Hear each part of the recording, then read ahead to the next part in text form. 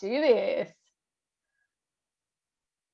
Okay, I think we're recording. So good morning, and welcome to Radio Northern Beaches 88.7 and 90.3 FM. I'm your host, Melissa, and these are the Hummingbird Talks. So we happen every Wednesday, and the aim of the show is to educate and inspire the everyday person about spirituality, health, and wellness. So each week I do have different guests on speaking about a range of topics designed to inspire and facilitate a direction towards wholeness, happiness, and self-awareness on this journey we're calling life. And I've got my beautiful guest today with me. Her name's Jean Sheehan. I'm just going to introduce her in just a bit because I always ask this question of my guest, Jean. How's life going for you? For me, amazing. How's life going for you? Yeah, amazing, surprisingly given the time that we're in, but I've had it lucky, so it's good to hear that life's amazing for you as well. Totally. I make the best of it. Yeah, but definitely, I can feel it from you. So, Jean, you are a medical intuitive, best-selling author. You are a keynote speaker, but most of your clients do describe you as the walking, talking MRI. So, tell us a bit about yourself and how you got to where you are. So what is a walking, talking MRI? Like, here's this Yes. entrepreneur businesswoman, 5 Amazon bestsellers, accredited courses, speaking around the world when we're allowed to travel, speaking on cruise ships. And then there's this term of walking, talking MRI. Yes. Okay, so I can walk. I can talk. I can walk and talk at the same time, but I have this crazy gift of being able to see inside the body. So I see like an MRI, a blood test, an X-ray, all of that medical side. I've got a total woo-woo brain on the right side of my brain, a total science business brain on the left. And it was a client that actually said, "What the hell are you? Are you a walking, talking MRI?" And I said, "Yes, I am." And because of him, it stuck. That name stuck. So that's a walking, talking MRI. So I look inside the body, I see where people are limiting themselves, what's going on, how can I support them? And it is very grounded. I'm not psychic, clairvoyant, or medium. I don't know how I see. And then I give them specific tools, techniques, tips, and tricks for them to live their best life. And along the way, I'll see the emotional link so that they can see how to work with that and see their best self so that they don't limit themselves. So that's a walking, talking MRI. Look, it's amazing stuff. And look, I've had, psychics and clairvoyants on this show before. So I'm glad that you separated what you do from that, because it can get mixed up with it. And look, I do want to touch on that intuition side of yourself and how it is separate from psychics just a bit later on. But first question I want to ask you is that you weren't always walking, talking MRI. You started, I think your background's nursing, so it kind of went hand in hand, didn't it? Well, I actually did nursing for a reason. So I was born with being able to see the anatomy and physiology, blood squirting, diseases. It was always part of me. It was not accepted in my culture. I'm actually Greek Arabic. And so back then it was totally taboo. I grew up in Kuwait, having a little evil eye pinned on me to don't go there, because I would say things as a child, well, that man's going to die. And he died. And then it was seen culturally that I was tainted and bad and evil. And it wasn't until I was 16, my mum actually had liver and bowel cancer, and on Christmas Day she died. Christmas Eve she said to me, "You ever start smoking, I'll come back and haunt you," because she was a smoker. Christmas Day she died. Boxing Day I started smoking because my brain heard her say, "Start smoking, I'll be with you." But it was whilst I was watching the nursing staff nurse and attend to her, I thought, I want to be a nurse, and I can't understand why that the medical system cannot support her. I can see exactly what she needs. I know what her body wants, and they were not doing anything, and I couldn't relate, and I didn't have a medical background. She was a primary school teacher, so it wasn't in my awareness. So I finished year 12. I was actually homeless, but I finished year 12, and then I got into nursing. And I wanted to be a nurse, not a doctor, because they're with the patients all the time. So it was specific that I got into nursing.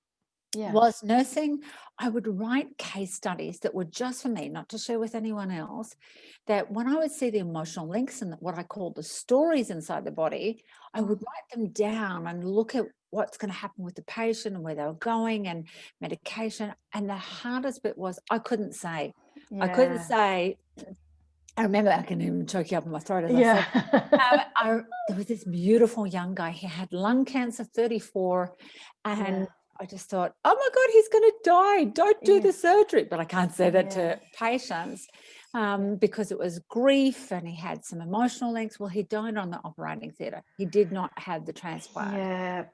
So running all the case studies, I went, okay, now I can quantify, because that science brain, the left brain just went, you quantify this, you're a little bit crazy here. I went into pathology, which is blood collection, histology, cytology, looking at all the specimens. So when we take a blood test from him, we're really getting those secrets from you to go, do you need an antibiotic? Are you iron deficient? What's going on? Well, I could see that naturally, but I needed to quantify it in the laboratory.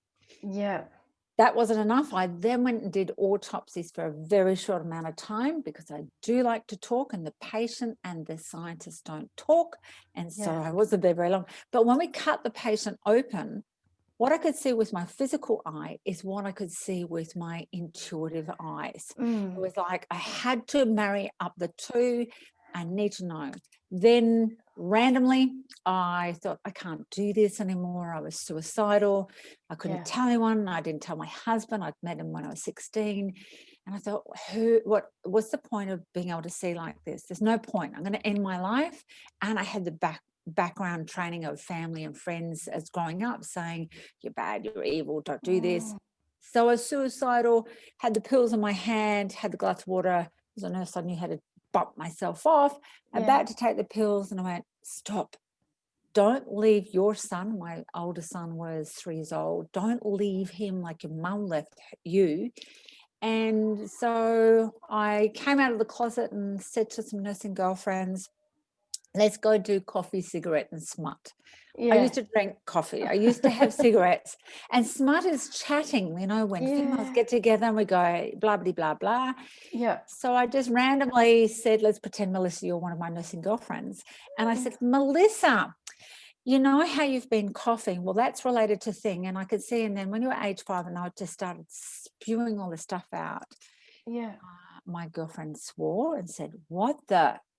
And from there, it took off from, can you do a session on me, to can you teach this? I need it, courses accredited. Can we take it globally? So there was a purpose for nursing, pathology and autopsies to quantify the both sides. And that's partly why I say I'm not psychic. Psychic means supernatural gift. It's not supernatural. It's just natural for me. Medium, I don't channel it from anything. I do see guides, angels. I call them all dudes. I see past lives, but it's not where I get the info. It's directly to your body. Like I can see you're wearing a pink top. I can see all of the inside too. It's I don't want to hide myself, but put the tin foil on. But I see directly inside. And I needed the science, like the marriage of the two, so that I could deliver it. So when I do deliver it, it sounds very, very grounded. And so the clientele that I have are more grounded, and teaching them, such as corporate world, university, schools, that are not into it, but I can deliver it in a way that they can understand. But I'm totally woo-woo as well. I love crystals and I love all that sort of stuff as well. Like it's balanced. And look, your story is amazing. I absolutely love it, because what I say to my clients sometimes is like, it's one step leading to one step leading to one step, and that story just proves it. And it's actually, it all had a purpose to where you are today, being, as you said, being able to talk to people and converse with them at that level where they're going to understand it. And hey, I think we're all into the woo-woo. It's just whether we express it or not. So totally. So completely amazing stuff. Now, I think the question, I'll probably ask this on a few of my guests, but is everyone the same? Like when you look at lungs, you said grief, and we you know, us practitioners, we automatically assume lung grief, sadness, that sort of thing, but it's not always the case in every person, is it? No. So I've been asked to always, can you write a book on medical intuition? Yeah. The answer is no.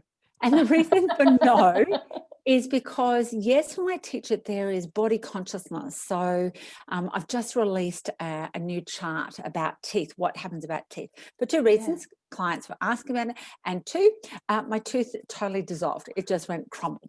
So I thought, okay, let's just do that. So now I've got a crown in there.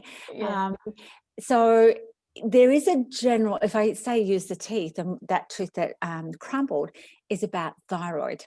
And if I use a general awareness for teaching, take that. So yes, lungs is about grief, but then there's a story. And I say that we're the author of our life, and that your biography becomes your biology. What you write is what happens in here, and the only thing that we own is the body. And so when people come and learn medical intuition with me, I say, what have you been saying, not just now, but repeatedly from childhood, maybe in utero, you know, there's a pattern as such to get it. So to get the disease, loss of job, loss of relationship, sabotaging, money problems, win the money, whatever it is, there's a pattern. And we want to find the story. And it's a bit like that song, I will not sing, but the song of knee bone connected to the hip bone, connected to the spine, it's the body actually links. So let's say I'll take an actual example. There's a gentleman I just did a session on. He was mountain bike riding. He's very out there, sporty, surfs, mountain bikes, and in the mountain bikes, you know, leaps and bounds over things. And he had a huge accident and damaged his neck, and was told, well, you'll probably have major surgery, not be able to move your neck, etc., etc. Somebody said, go see the walking, talking MRI. He's so not into all of this. And I said, just lie down on the bed. Let's see what story is coming up in your body. And in the neck was confusion and anger. Now, that's not where I teach anger is. Anger is usually the liver, but there was confusion. So as we were finding the story, the confusion was linked to the liver, anger. And the anger was because he couldn't organize his life. And when I was choosing all the body parts, because they all link up together, it's not just the neck. If I was nursing, we operate on the neck. When I linked it all back, it actually came to his knees. There's a chakra on the knees. It was fear of death. And the fear of death, even though he created nearly a death having the mountain bike, the death was he is going bankrupt. Oh my God. So through the story that was locked in the body, that's why I don't say, this means this. That means that there's an awareness now. Let's pull the story. So this gentleman, when he came in, was all crouched over, his head to one side. By the time he finished that 45-minute session, he was up, tall, able to walk because he could hardly even swallow. I saw him 3 weeks down the track, no surgery. The story had gone, which was the fear of the business going belly up. But since then, he's able to communicate, I've always wanted to do something with children. And I said, oh, maybe when you go up, you can have a new job. And so maybe the bike was like that instigator of near death. Okay, go see the other direction. But I prefer to have like really gentle awakenings. I don't want to nearly die. I just want to have like an idea and go with it. Look, powerful stuff. And you're right, we kind of expect this whole big, you know, major event to happen for us to awake. And I kind of went through it, like I had to go through depression to kind of awaken that there's more to what I'm doing to get, you know, to get myself back on track. But then I realized now I don't have to go through all of that major stuff. I can just do little bits at a time. And look, powerful work in what you're doing. I think the question I want to ask, and with these stories that get lodged in our body, if that's the right terminology to use, how How did these stories come about? Is it just through our perceptions or how we view the world? Like, how are these stories coming about? That's a really good question, because if it's a story, and one of the things I give on module 1 of medical intuition when I'm teaching is, I say your first gift is I'm going to give you a pen. Oh, that's like right. Just a pen. It's good. However, it's a magic pen because it's a pen, and at the top there's a little pink highlighter. So it is a magic pen. Love it. But if we have a story, really, we can erase the story, rub it all out, whether it's on a whiteboard or blackboard or a computer screen or whatever, and rewrite it. So if my story is, I'm going to take my story. My story was growing up, you're not lovable. We didn't want you in the first place. It was a cultural thing because I was a girl. You're not lovable. We didn't want you. Nobody will ever have you, and you'll never get married. You're probably, we just don't like you. You're dumb. You're stupid. That was my upbringing. Yeah. Till I got to a point where at 16, I went through a dark spot. Back then, there was no mental health support, no support at schools, and what's different now. But I kept recycling that story until at age 26, I was suicidal and went, okay, wake up. And then it was time for me to go, oh my gosh, I'd understand the physical, chemical, emotional, spiritual aspects of health.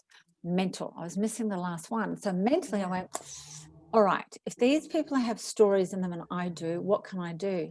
Oh my gosh, you just rub it out and you write the story again. So I rewrote the story of, I am lovable, loving, loved, loving. And then I needed to prove to my ego mind, I'm lovable because my husband that I met when I was 16 married me. I have a beautiful son. I've got friends and family and clients that support us. So I started perception to look for the amazing things. So it is perception. It is the way we're taught, because it might be something at home, on TV, on YouTube, in a book, that we actually take on as a choice and go, that's my belief. So beliefs and core values are held in the bones. And when we have those core values that are stubborn, that's when we get broken bones, bone diseases. So where does the story come from? Sometimes we make it up. I have a gorgeous client. She makes up stories all the time. Yeah. But that serves her because that's her way of getting love all the time, if she goes to that pain story. Yeah, look, it's amazing. Look, what I really took away from that, I love how you described that once you rewrote the story, you had to prove it to your ego. And a lot of us practitioners do work with the subconscious and ego, but to hear it in those words, because when you first, like, I'm on the belief that you have to write the new affirmation or the new story, but it takes a while to sink in. It's because we're proving it to our ego that it's right. So I've never heard it described in that way. So thank you so much. I love it. Pleasure. People say to me, Jean, do you ever have arguments with your children and husband? I say, of course not. I have them with me, myself, and I. Like, who else would I have them with? Well, how have your family taken to what you do now? Like, how have your kids responded? Are they experiencing similar gifts in any way? So my oldest son that I was talking about before, he's 27. The younger one is 21. And as children, because they grew up with it and going to all my classes and teaching and keynote speaking, they just saw it as normal. The older one is able to see inside humans. The younger one able to see inside children, animals. However, with their age, they've decided to push it away. And I went, that's totally fine. That's just where they are. He's 21. He's moved from living at the beach to moving into the city. So he's all about city life and shopping. None of this woo-woo. However, he just had to have integrative care this year, some surgery plus the medical intuition. So he did say, Mum, I need some healing. So it was just back-to-back of healing pre-op, during operation, post-op, which got them through really quickly. So they have got it, but I've allowed them the opportunity to go, I'm going to take it on board. I'm not, rather than my story of it was squashed. No, you can't. Let them just be what's comfortable for them at the age they are. Yeah. The 27-year-old, he's starting to come back to it and say, oh, Mum, what rock, which is crystal, what rock have you got for, I've got a sore throat, or what rock, I've got another job interview, or whatever. Yeah. So they speak their own language of rocks. Yeah. My husband, it is just a rock. My husband, his upbringing, very different. So strict Catholic. His father was a politician in Victoria, so well known. And also he was in the Defence Force. Yeah. So along comes Jean. And he embraces it, but he doesn't understand it, and he doesn't action it or play with it, but he embraces it, if that makes sense. So absolutely. He's great grounding of, stop, you're just talking too much woo, let's just go for a walk. Okay. It's perfect balance then. Yeah, totally. It's amazing to hear, and it's great to hear that you give your sons freedom of choice, because that's, at the end of the day, we all do have freedom of choice with our, gifts. Yeah. What I want to ask you is, because you're a medical intuitive and you actually teach this to people, how is it easy for someone like myself who's got some abilities but would never think to look inside of someone's body and go, hey, look, you've got something there, So how do you teach it to people, and is it easy to pick up? So how do I teach it? It's more of, when you come into the 8-day immersion, it's like letting go of, like I ask everyone, please leave what you thought you know at the door. Come in as a blank slate. Just know that your own gifts and abilities are going to blossom, but you need to recognize it. So the teaching is just even having that awareness of something amazing is going to happen. So come in curious, come in excited, come in vulnerable, come in just going, something's going to occur. Now, what stage of the 8 days do the practitioners get it? Day 1, first hour, day 7, 8th hour. I don't know. But then your question was, I forgot the question, but it was more of, well, how can it not? How can you not access your gift when we're doing it all the time on some level? It's like when you go into a room and you might think, oh, it feels yuck in here. I don't want to, it might not stay long. It's the same thing. Intuition means spontaneous insight. So insight is inside sight, not so much a physical eyes. Or you go to a restaurant and you think, oh, and unbeknownst to you, the chef is in a bad snot mood.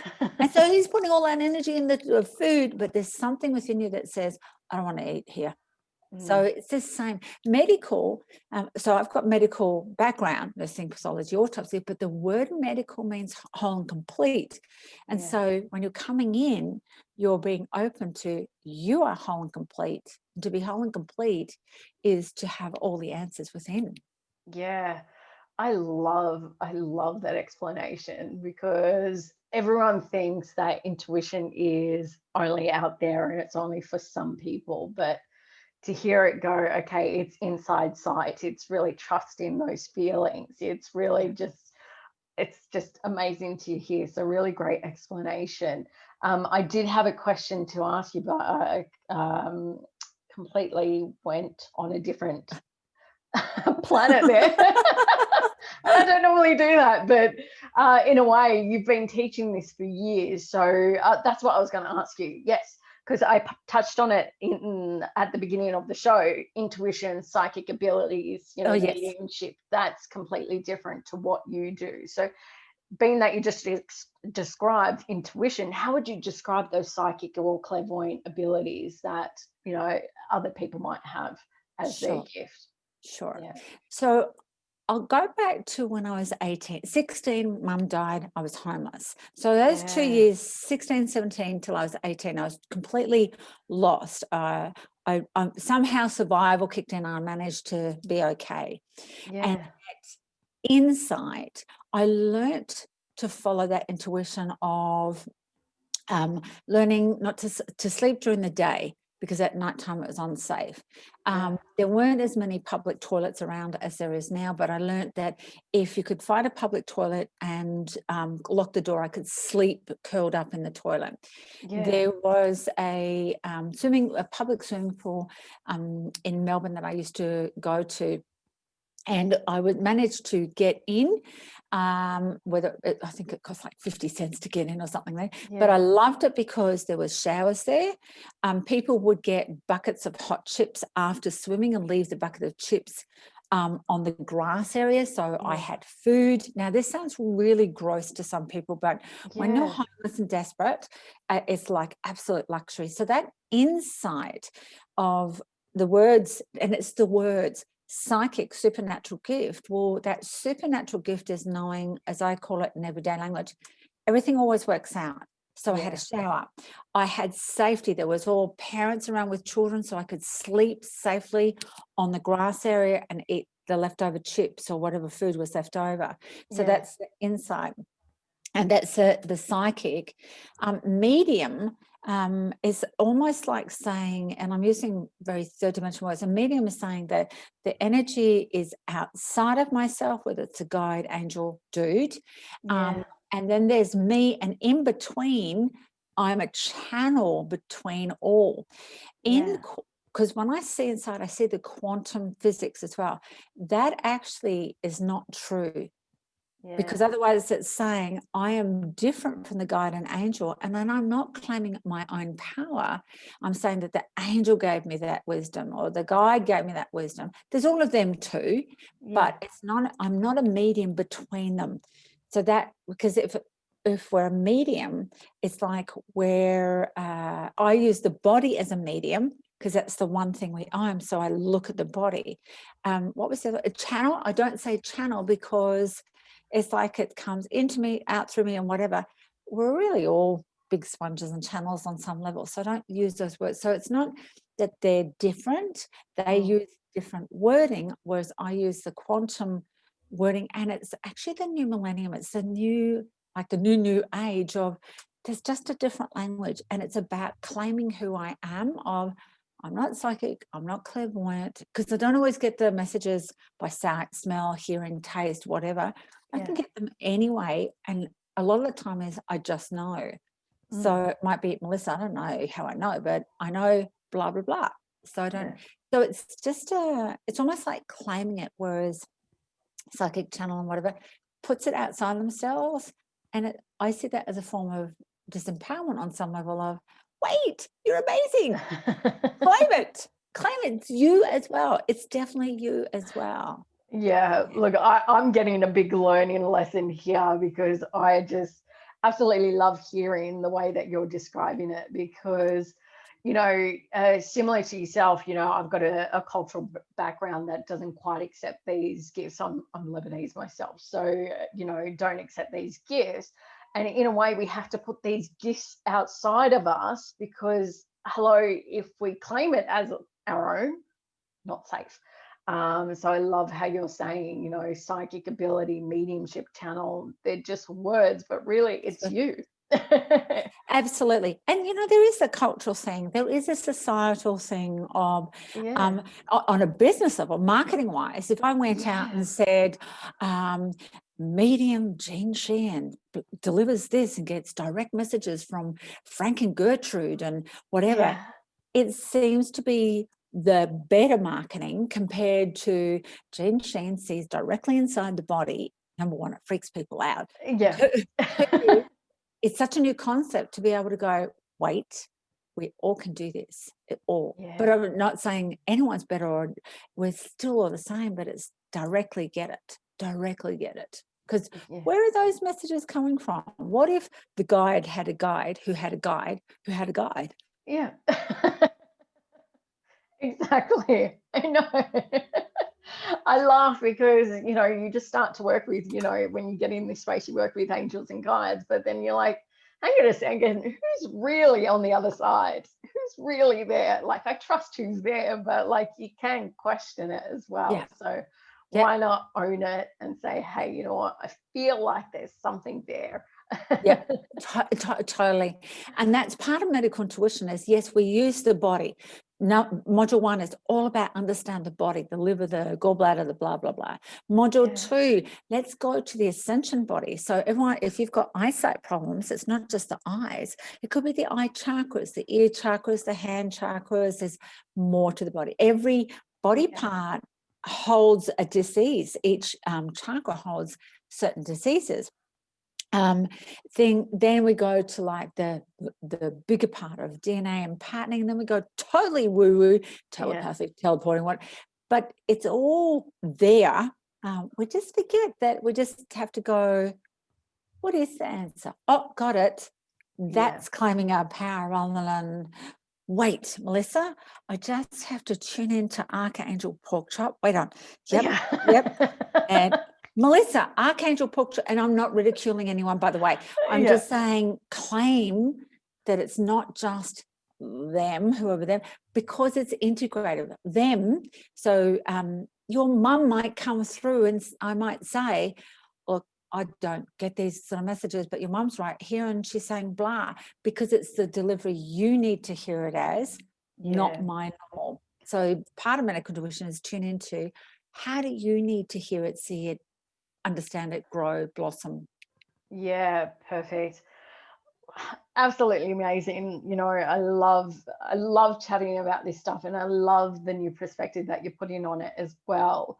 If I can ask you, because I did read one of your blogs about Lemuria, and if we've got time, we'll speak about it. But just to wrap up what we've been speaking about, you say spirituality is really just having a love. I think you described it in the article. Spirituality is having love and respect for yourself and having love and respect for the earth. Why is that so hard for us to comprehend, and we just go through all of these mishaps before we truly get back to that? Is that, I don't know if we can answer that question. Yeah, look, because it's a radio show, they won't be able to see the patterning, but there's specific codes that at certain ages and stages we forget. And I say part of medical intuition is the remembering or the awakening to remember. So we disconnect from knowing all of this. 7 days old, 1, 3, 5, 7, 9, 11, 13. We just stop and we forget. Yeah. And then from age 14 for the rest of our life, we remember what I call come back into heart space. Heart is where awareness is. And on a mathematical quantum level, and when we do geometry and algebra, it's 0 point, which is in the heart. That's where we do autopsies. Yeah. And so along the way, we have these wobblies and experiences to go, oh, yeah, wait, I am going to respect myself. Respect is held in the heart. I am going to respect Mother Earth. And if we don't, we have other wobblies, such as Twin Towers, coronavirus, the gluten-free financial crisis. That's what I call it, the gluten-free. The Spanish flu, we had Black Death, which was the common cold. So once we get over corona, which I've worked with coronaviruses in the laboratory, this is just number 19. I think we were up to like 14 back then, which is just flu. When we have these things, it's like, okay, naughty humans, go to your room, wake up and remember, respect. Or we have animals that will suddenly disappear, like, whales breaching themselves in Tasmania, or kangaroos overtaking a country area, or suddenly can't find platypus. Well, all of it is just humans, wakey, wakey. Yeah.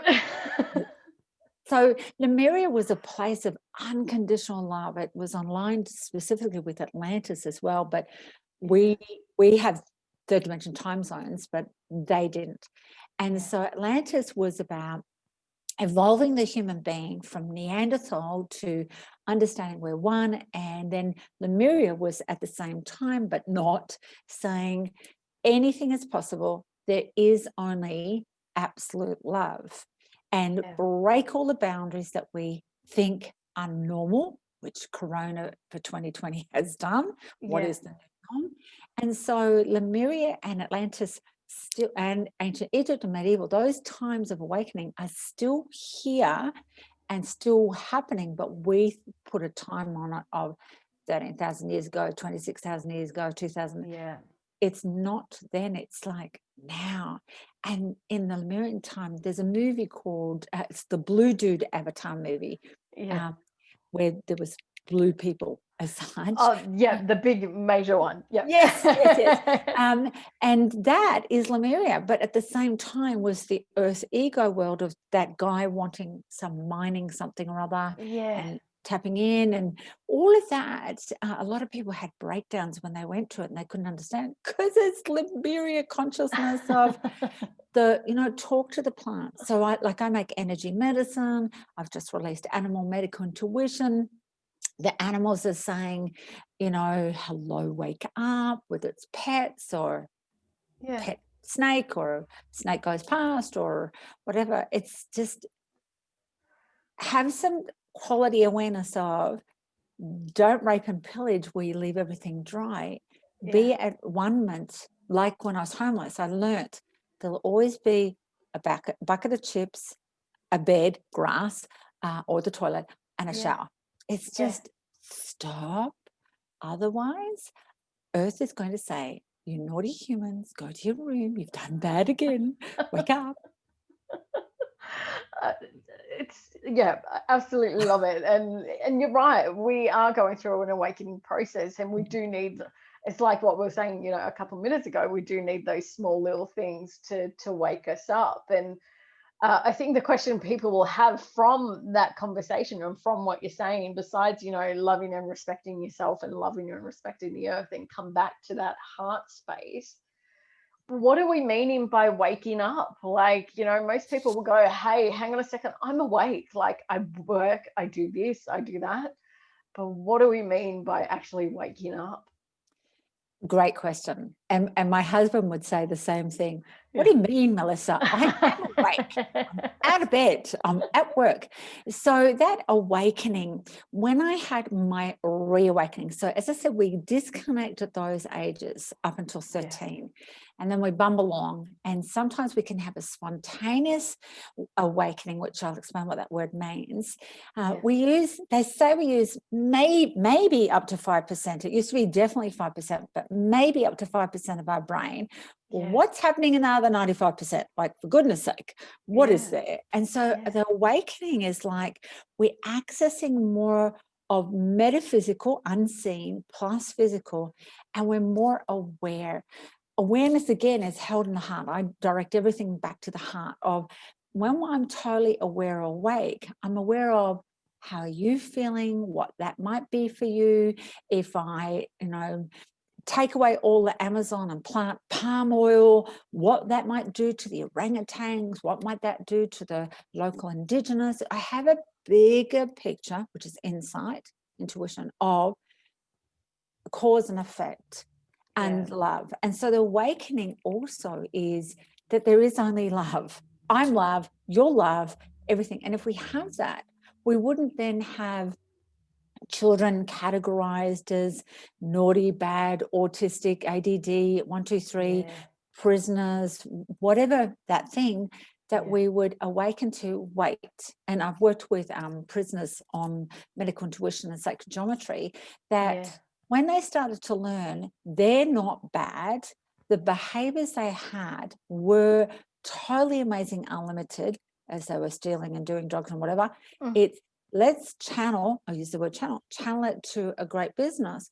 They left prison early. They've opened up successful, reputable, proper businesses that are employing people rather than doing it through drug lords and stuff.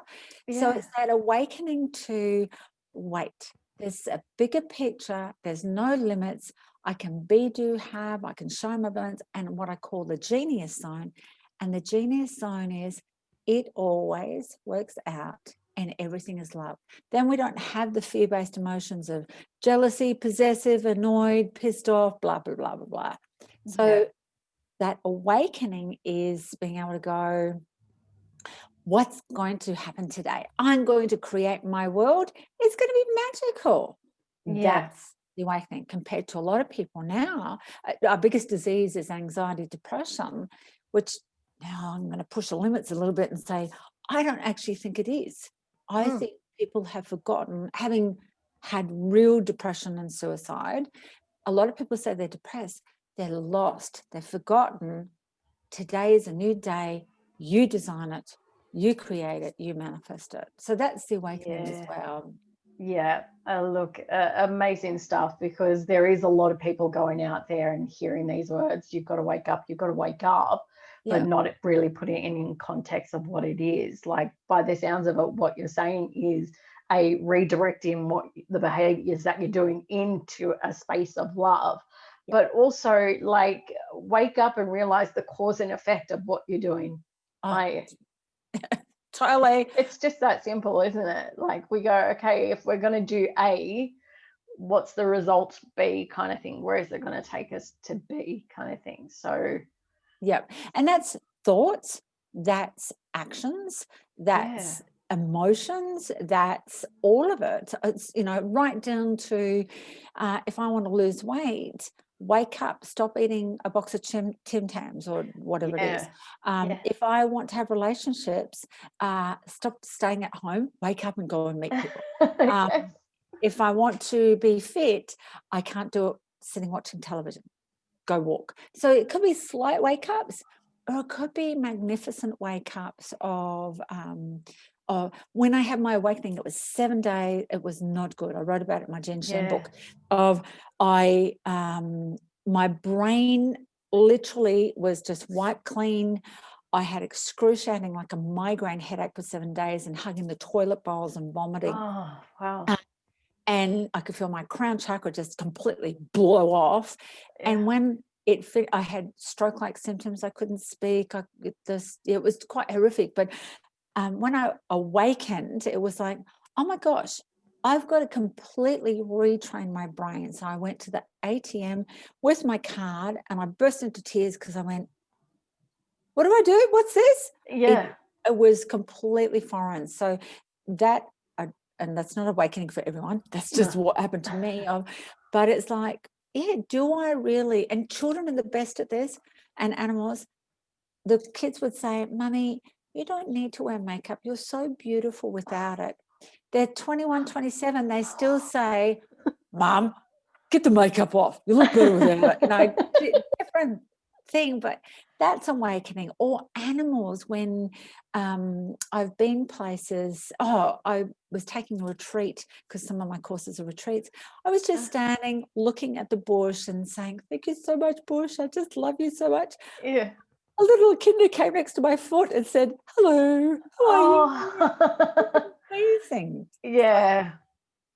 I absolutely love that. It's just, you know, it's simple and it's effective and it's exactly what you need at that time. So I'm glad that you are saying, you know, animals and stuff, because, you know, I've just got a pet myself quite recently. But how powerful, like, are animals just evolved as we are, or they just know that, you know, knowing their place in the world and they're like comfortable with it? Like, sure.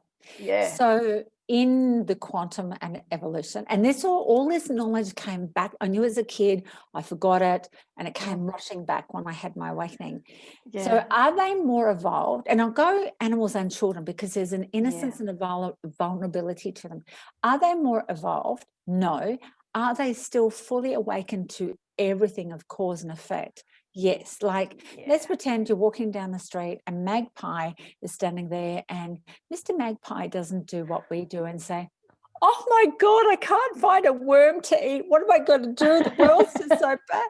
And I haven't got my Gucci handbag, and what's going to happen? And they know that, you know, I can't get a worm today. I'll get one tomorrow. I just go yodel wodel up in the tree. I'll fly around. I'll go to sleep in the nest. They know they can make a nest. There's that innate knowing that they can be, do, have. They know that they can design, create and manifest. Same with children. Children just go, I'm talking little children, of, well, Santa's going to come. What's your problem? Like, so it's evolved, but it's not. We were that. We forget, and then we evolve. And to evolve is to see that there is only love. And so the animals and children come into our lives to teach that concept, whether it be love, anything's possible, opening a heart, all those beautiful things. So are they evolved, or are they fully awakened, and haven't forgotten? And they mirror us. So in the Animal Medical Intuitive course, I actually say, my beautiful dog, Zach, he was 2 years old when we got him from the RSPCA. His breed does not bark, which is fantastic. He's a very big breed. And his social skills were pathetic. And I went, oh my God, where's that in me, that my social skills are pathetic? He just wasn't taught things. He mimics me when I'm around. He mimics my youngest son, who's very athletic. He just bounces and runs. When he's with my oldest son, who's a very computer buff and guru, very melancholy, Zach is melancholy. Or when I travel for work, I ring my husband and say, hey, how's Zach? He's so depressed. It's my husband that's depressed, not Zach. So they're there to show us what reflection, like the body shows us, your biography becomes your biology. What you keep thinking and doing locks in the body and becomes disease. The animals do the same. Children do the same. If you're thinking, oh my God, I hope my children don't play up at this, dinner party, guess what they're gonna do? They're gonna play up. So it's just to show us exactly where we are, but they're not there to hurt or whatever, and they know that they will have whatever they need. Awesome. And it's good to hear that again. It's good to put that out there, that we can be like children, not in the incomplete, in their way of thinking, but in their way of believing that we're going to know how to do exactly what we need to do. So absolutely amazing stuff. Jean, we've probably got a few minutes left. So there's a couple more questions I do want to ask you, because you've got medical intuition courses and you've got a few other courses. I was just on your website, checking out your e-shop there. So there's lots of products there, which I'm thinking, oh, I think I need that. So, and it's mainly your deco cards I was looking at. I was like, yeah, I think I need those. So I want to ask you, you say you've worked with clients before and currently still do as well. So when do people go see you? Like, who should be going to see you? I don't actually do clients anymore. I from the 31st of December 2019, I stopped after 20 odd years of one-on-one. And I only do sessions on animals at this stage until I get enough practitioners. And I do sessions on practitioners because we all need top up. So if I can top them up, those that have done my training, they then go out and support people. So if I took the question of who should go and see, say, the practitioners, for example, or for me, I just think, why see a practitioner when you could learn it? You come and learn it like it's just 8 days of your life to learn the universal life schools of how to manage your life, to have the best life, to have health, have wealth and whatever. It's when you say, what, I don't know why, but I need to go. Marketing wise, I could market it like big time, but it's not about marketing because I need people to go, it's time. I don't know what it involves, because you are going to go on an 8-day journey of just shedding big onion skin. So instead of 7 days hugging the toilet bowl and having a chronic headache like I did, you have 8 days of fun and a beautiful space and place to actually go, oh my gosh. So you enter in as the fat caterpillar. In that process, you're in the chrysalis, transforming. And then as you leave, you're the butterfly. Go and be you. So it's really spontaneous insight, intuition of, I don't know why, but I got to go. And who comes? We have everything from scientists, doctors, people that will integrate it in their medical healing practices. But we also have people that want to grow self-development, that never want to practice it, but want to have the life tools. And then we have practitioners that repeat. So every couple of years, they come back and they go, I need a top up. I just need to refresh, or I need to clear some stories or whatever. And it's understanding, my personality, my gifts, and shredding those stories that have kept us lost, no purpose, and limited. And just come and so it's like a mini retreat of, well, just come and have a party, really. For 8 days. Oh, look, it sounds amazing, and probably sounds something like I need to do as well. But because I love that. I love it. And by the sounds of this retreat, not only you're going to learn skills, but you're looking into yourself. And that's the bit that I love. I love shedding the old stories so that I can, like we've been saying, come closer to that love and respect, and come closer to that heart space. And really be evolved. So it's amazing. It's a shame you're not working with clients anymore, but love to hear that you're working with animals. But I think you're doing it more correct, if I can just say, or not more correct, in a fantastic way, to give the person the skill, rather than saying I'm the only one that can have this skill. You're teaching them to use it for themselves. Like, how much better is the response once that person has learnt that skill? Like, I think the word is, how better empowered are they when they learn that skill? And it's the empowerment. I'm not into any, the word religion actually means belief system, and I'm into none but all. So in our house, the boys have grown up with Buddhism, Hindu, I'm Greek Orthodox. They've had everything. My husband's Catholic. They've had everything. And then when we've traveled overseas, we've gone to everything to learn everything. And I think there's a saying of, and I'm not good at these quotes. Give a man a fish and he eats for a day, but teach a man to fish and he eats for his life. Something like that. Don't quote me. I think you said it right, so it's all good. Something like that. And I just think, fine, come to me. But I found that people were relying on me rather than being empowered.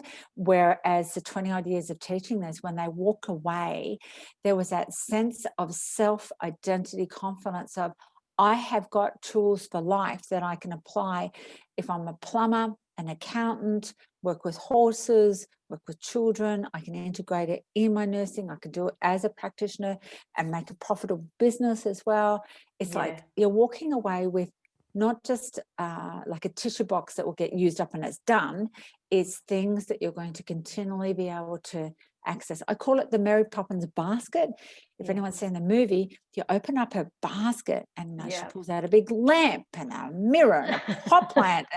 But in this one, it's like, I've got that tool for that, whether it's to support children, ourselves, family, animals. It's like, some life tools, which go back to depression, anxiety as our biggest disease. What happened to our life tools? Where did they go? And it's health. Health is your wealth. And if we're not feeling healthy, mind, body, spirit, life can suck. Definitely does.